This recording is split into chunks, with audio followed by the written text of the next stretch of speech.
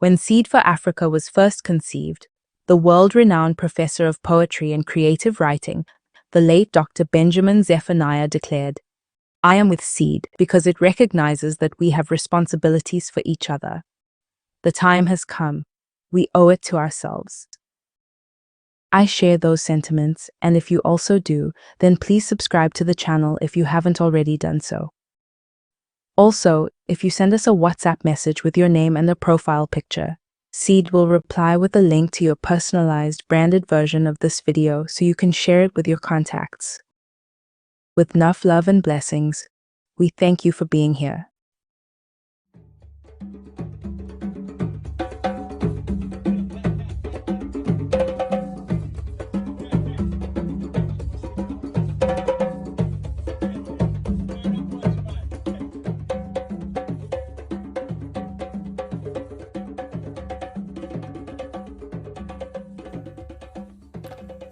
Zeno. Well gone, family. I want to send love and greetings to all returning viewers and subscribers. And if you're new to this channel, I say karibu and welcome to the family. Ever since I initiated this journey, I've been wanting to call a spade a spade. And I would love for us to really understand why some of us in the West, especially in the US, why we sometimes call someone a spade. It's deep. But I've stayed away from this question because I think some of the things I could say might disturb some people, and I would not want that to turn anyone away from Seed for Africa, which is my singular focus on this platform. Now, I haven't posted anything for a while, so you could be wondering if this seed has failed to germinate and is now dead or probably dying.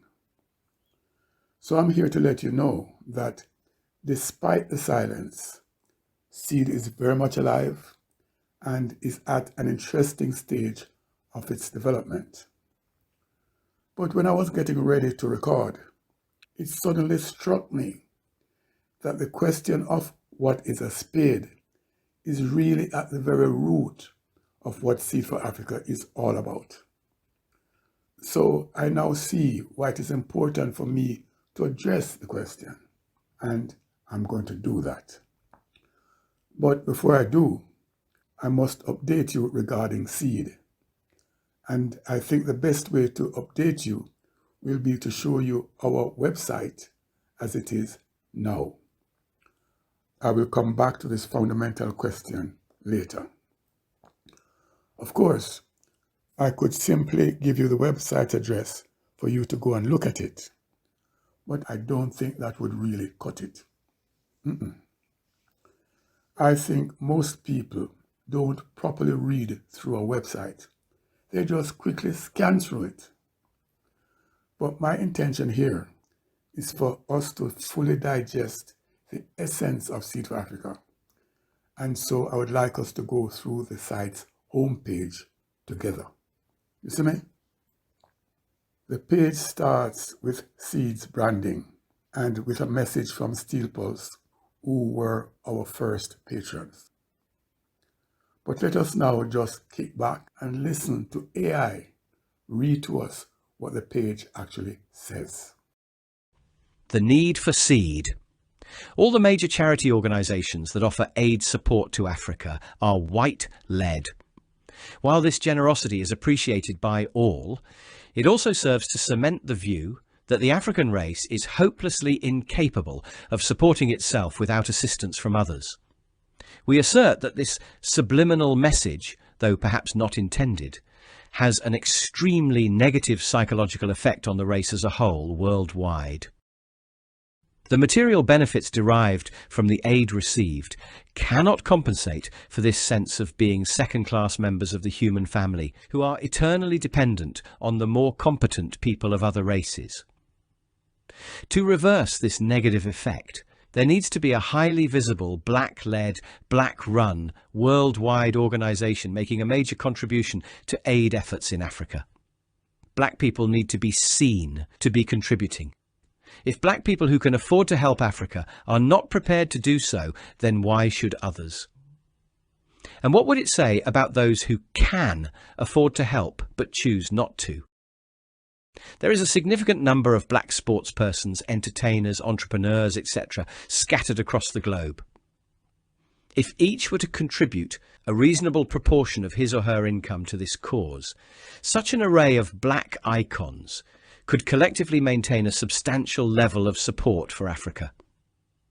Such organised black support would remove the silent perception that black people are totally dependent on others. Moreover, the high profile maintained by each of these stars would guarantee the global recognition needed and deserved by this organised effort. With such an organisation acting to engage in the issues of Africa today, there would be a major shift in the way that black people see themselves and each other. Now below is a clip from another of our patrons, Benjamin Zephaniah, rest in power. The clip is from the end of our film, The African Safari.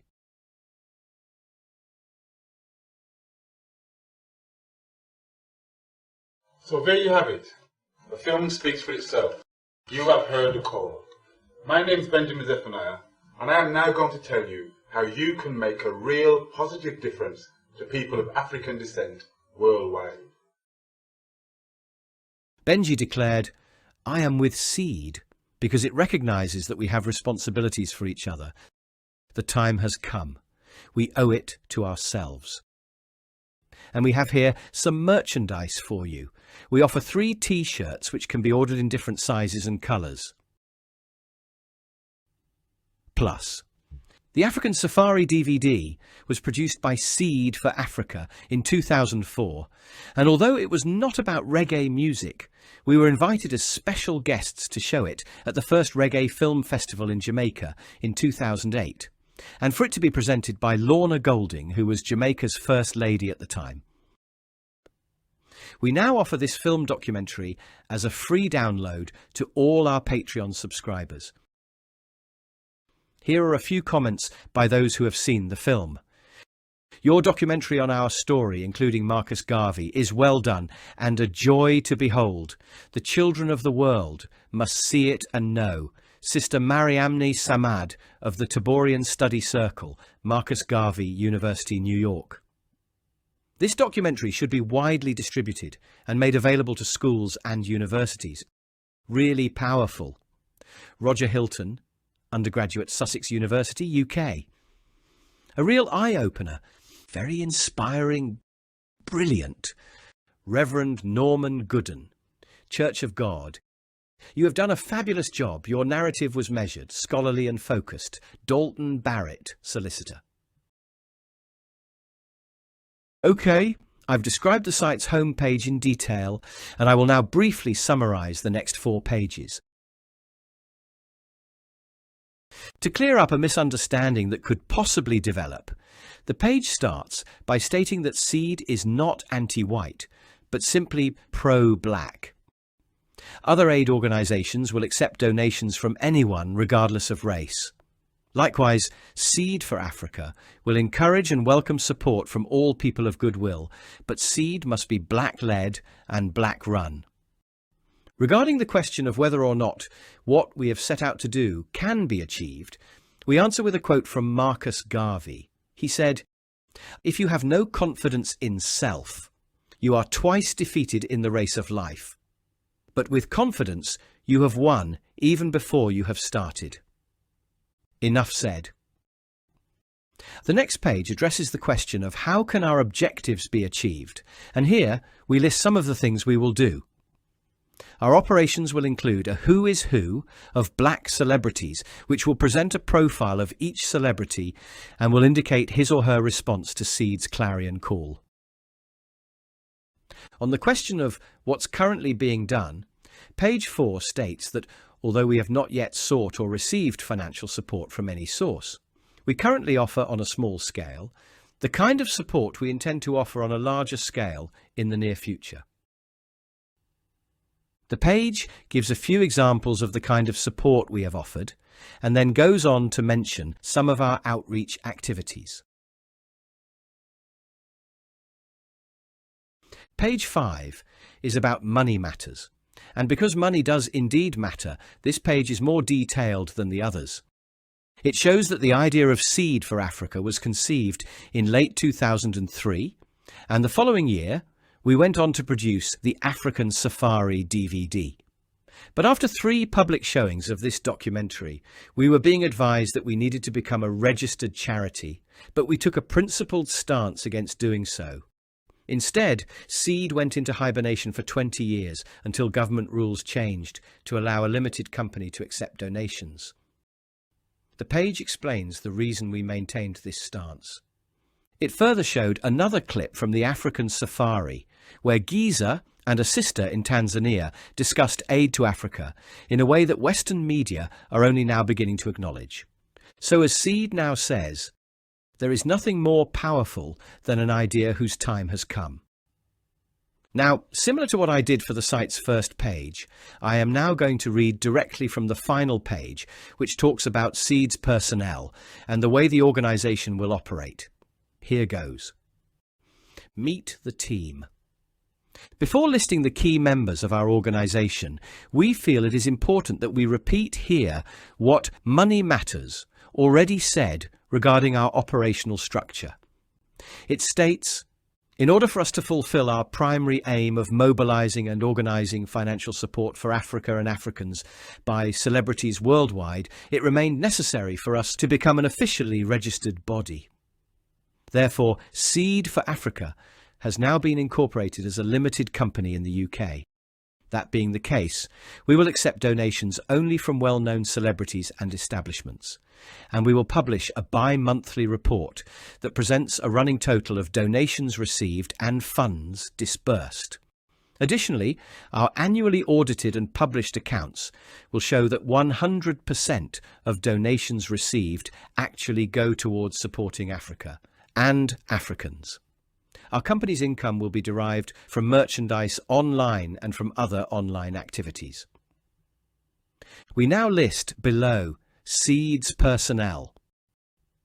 Godwin Graham, aka Giza, founder and CEO. Robert Lee, director. Abel Graham, T-shirt designer. Njoki Chege, comms and PR. Idris Mohammed, East African Coordinator. Don Dada, Southern Africa Coordinator. For a more detailed profile of each member of the team, you can visit seedforafrica.org/theteam.html. In addition to the 6 core members mentioned above, we want to acknowledge another 4 individuals who have been supportive in one way or another throughout our development and will almost certainly become more actively engaged in the near future. In no particular order, they are Stephen Golding, broadcaster and UNIA president in Jamaica. Selwyn Brown, original and still member of Steel Pulse. Lumba Sabhuza, sound engineer and sound system operator in Birmingham, UK. Dennis, aka Sugar Christopher, entrepreneur and community activist in Leicester, UK. And now, a final note regarding the way we operate.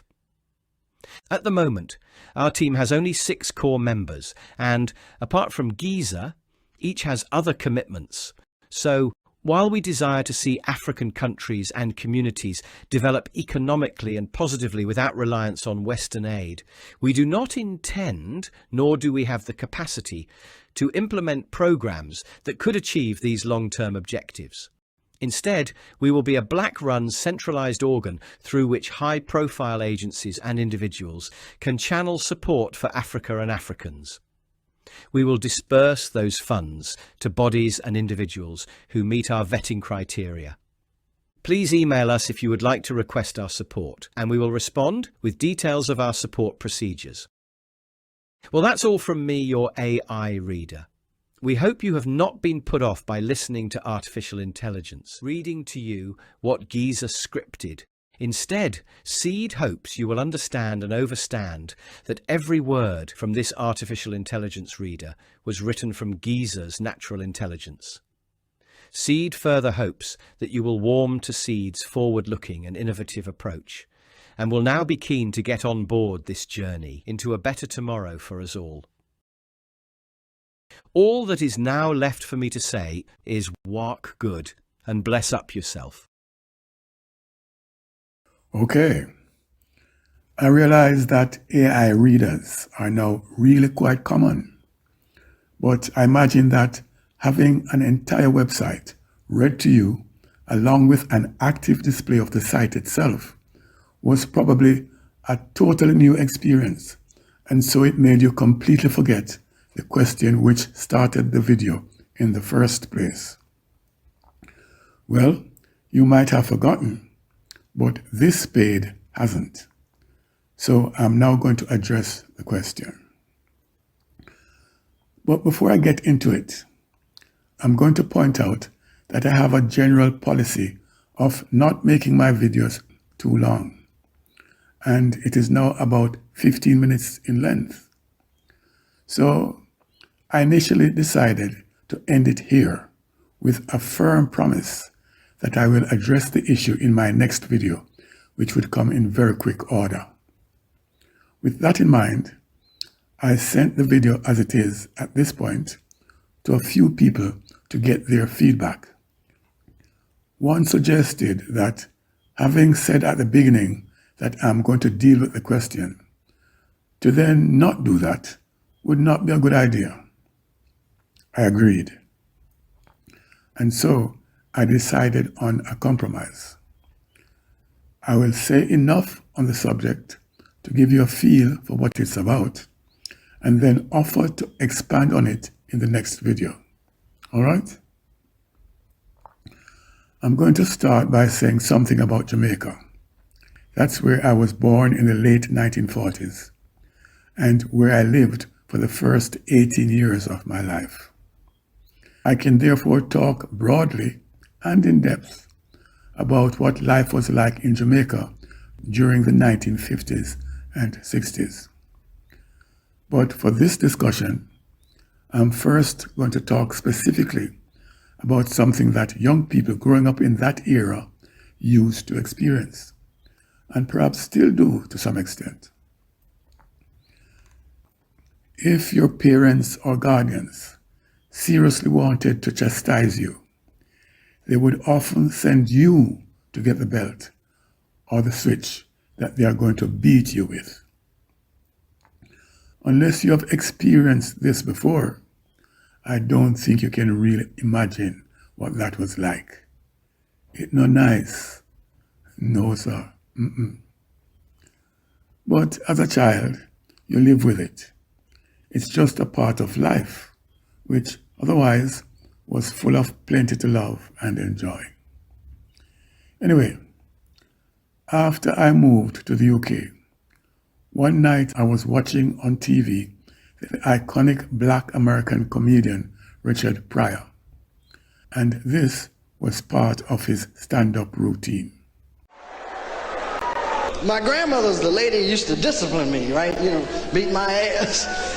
Anyone here remember them switches? Right, you used to have to go get off the tree yourself and take them leaves like that. I see them trees today, I will kill one of them motherfuckers. I will stop the car and say, wait, hold it, Jeff, listen, you ain't never gonna grow up. You won't be beating nobody's ass. Right, because that's some hell. Do I have a tumor or did it get dark in here? Because that's some hell of a psychology, right? To make you go get a switch to beat your own ass with. Right? My grandma said, boy, go get me something to beat your ass with. And that would be the longest walk in the world, right? To be done.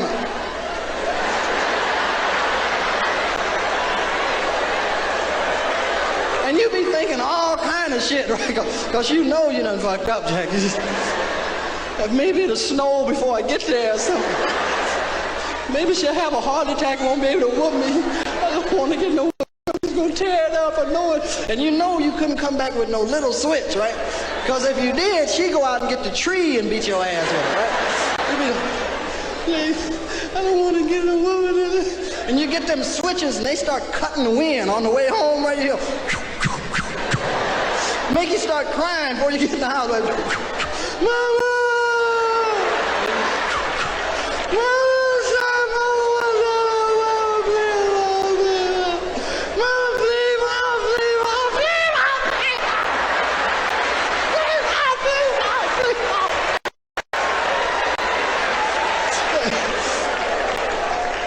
And my grandmother would get mad.